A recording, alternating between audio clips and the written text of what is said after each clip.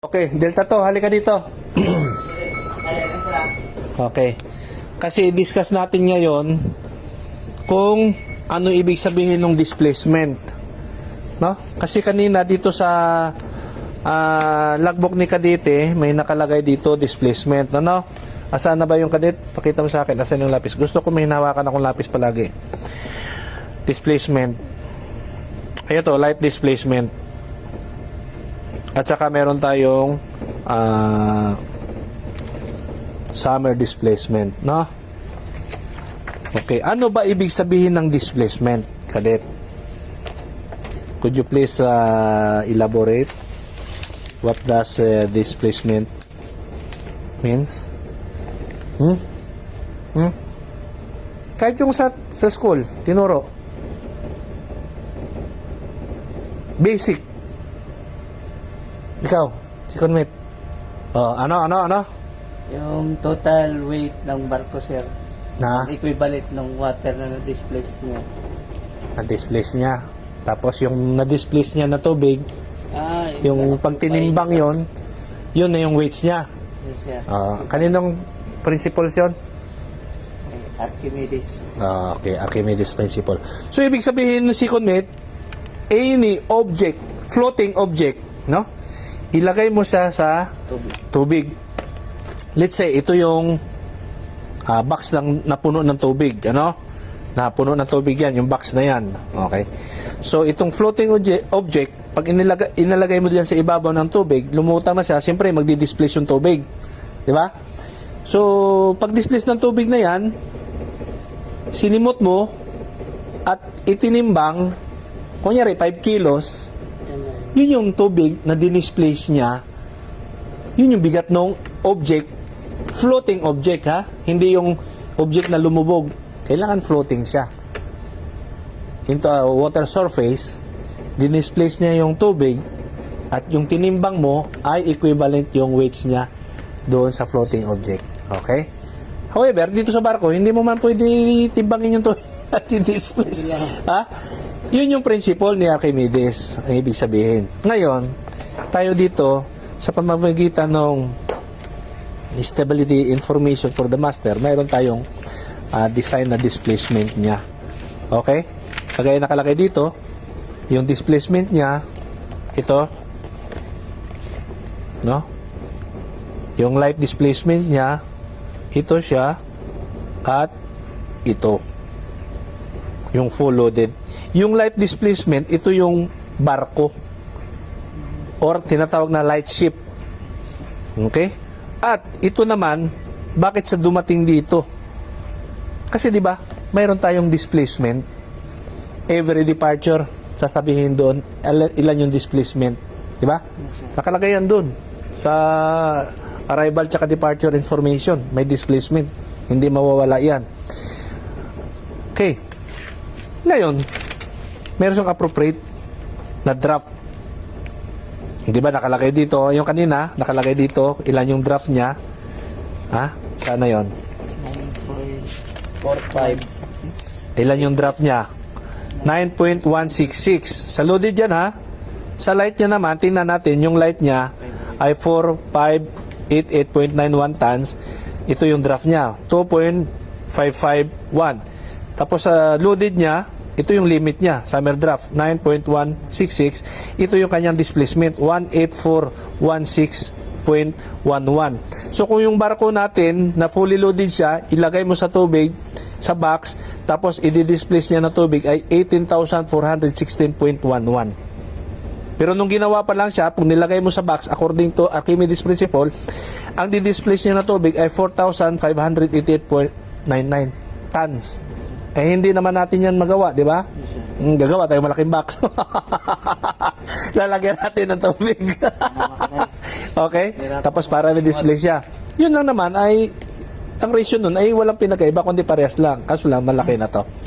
Okay, let's say, ito si barko. Si barko, bagong gawa. Ginawa na siya, tapos na, yari na siya. May machineries, at saka, kung anong gamit niya, no? Na naka-install kasama na yung crane. Ang tawag dito ay light displacement. or light ship. Ito. No?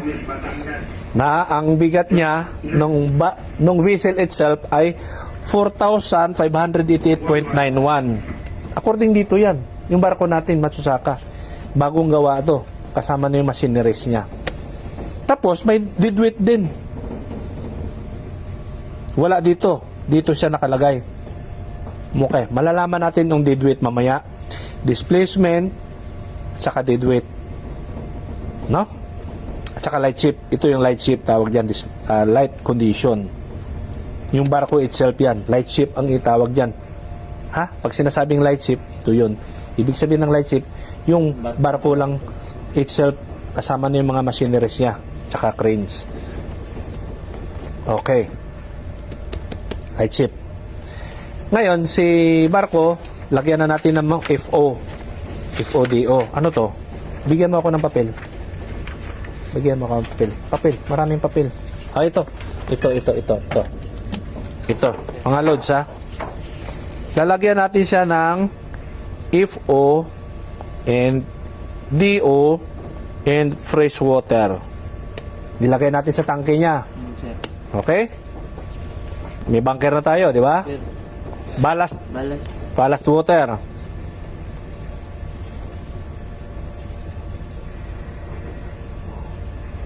Okay. Tapos, ludan natin siya ng kargada. Cargo. Ano pa? At saka yung constant. Ay, constant, sir. Tao. Ibig sabihin ng constant, mga loads, mga cadets, ha? Ibig sabihin ng constant, ito yung constant na nagva-vary yung kanyang bigat. Sa term natin kasi na constant, parang steady siya, no? Pero yung constant sa barko ay nagva-vary yan. Ito yung mga unknown weights na hindi declare. Kagaya ng cargo kasi na-declare siya, yung mga balas na-declare, FODO, yung bunker declare. Ito yung hindi. Sino to mga to? Yung mga crew, provision, mga gamit na inilagay dito, Additional. no? Additional, mga tools. So may bigat yun, siyempre. Yes, sir. Ngayon, malalaman lang to pag initial drop survey tayo. Lalabas to. So may computation naman to, kadit. Okay? Si Chipmate magaling dyan. So nilagay na natin dyan. Total niya. Pumalo na siya ngayon. Sa bigat niya, ang draft niya ay 9.166. Ang displacement niyan ay 18,416. According dito sa computation o sa lightweight, kung ilan yung FODO niya, may weights yan, known weights, nako-compute mo na, i-plus mo lang lahat yan. Yan. Light ship plus FODO, kung ilang weights, i-plus mo yung ballast, ang bigat niya, i-plus mo yung bigat ng kargada, plus yung constant, na mayroon tayong constant yan. Depende kung ang last survey nito ng constant, 200 metric tons. No? Depende sa last initial survey. So, ang total niyan, kung babasihan mo dito, ang bigat ng ating barko ay 18,416.11 tons. Yan ang tawag dyan ay displacement. Or, ganyan. Okay? Displacement total weights of the vessel plus known weights and unknown displacement yan. Okay? Yan yung ibig sabihin yon ng displacement. No? Ngayon, kung ang kargada mo konti lang, displacement mo doon, ipapalas mo lang. Hindi naman talaga. Ito yung maximum niya. Ang ibig sabihin na nakalagay dito, ito yung limit. Maximum yan. Pero hindi ibig sabihin na i-reach mo yan. Kung ano lang yung kargada. Doon lang, sir. At nagbabase yan doon kung anong drop may limit. Kaya napakahalaga ng displacement. Kasi pagpa-compute mo dito, malalaman mo kung ilang drop. Kunyari, palabasin mo ang drop na limit lang doon ay 7.5. So, ang kailangan mo lang na displacement ay 14,700. So, alam mo na to ang light ship mo, tapos ballast mo, at saka yung FODO, fresh water, Yung tira, yan na yung kukumputin mo na allowable na ilulod mo kargada para dito. Para sa displacement na to. Kasi, ay yung lalabas na drop ay yan. Kasi may drop limit ka eh. Okay? So, yun ang purpose ng displacement. Diba? Ngayon, paano naman ang dead weight? So, displacement minus light shift. Ang dead weight naman, dead weight equals displacement minus light shift. No. Diba? Nakalagay dito. Tingnan natin to ha. Dead weight niya ha. Ito oh. Oh. So, ang ating displacement, dead weight equals displacement ilan? 18,000 yan oh. 416.11 minusan mo ng bigat ng barko. 4,588.91. Dead weight equals ilan? 18,416.11 minus 4,588.91. Dead weight mo ay 13,827.2. 13,827.2. Ibig sabihin, ito yung bigat na iniload mo dyan sa barko. Dead weight tawag dito. Okay? Pag ipinasok mo dyan sa dagdag mo sa bigat ng barko, displacement. Tinanggal mo si dead weight, light shift. Gets? Simple lang mga kadits ha. Light shift plus dead weight equals displacement.